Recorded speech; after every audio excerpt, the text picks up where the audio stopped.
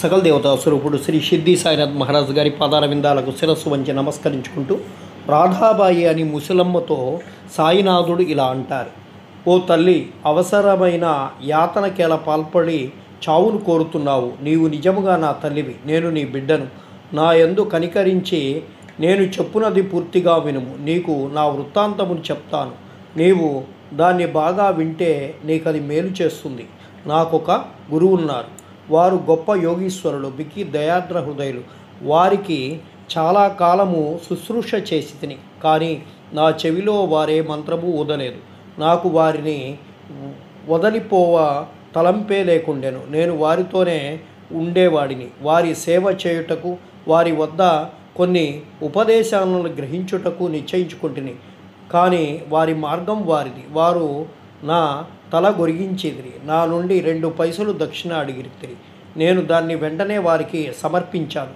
మీ గురువుగారు పూర్ణకాలములైనచో వారు మిమ్మల్ని దక్షిణ అడుగనేలా? వారు నిష్కాములని ఎట్లు అనిపించుకొనుచున్నారు అని మీరు అడగవచ్చు. దానికి సమాధానం సూటిగా చెప్పగలను.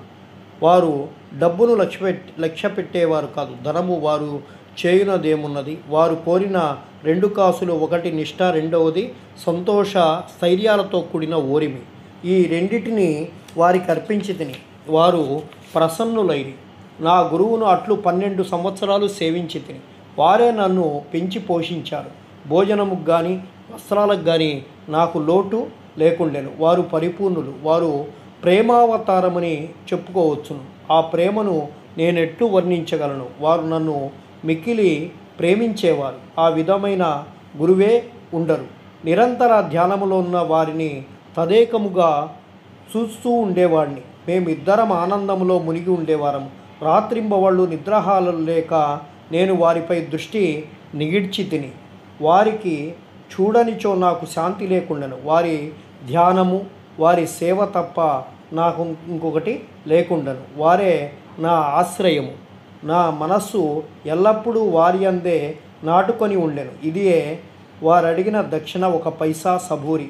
సంతోష స్థైర్యాలతో కూడిన యోరిమి అన్నది 2వ పైసా. నేను మిక్కిలి సంతోషంతో చాలా కాలం కనిపెట్టుకొని వారు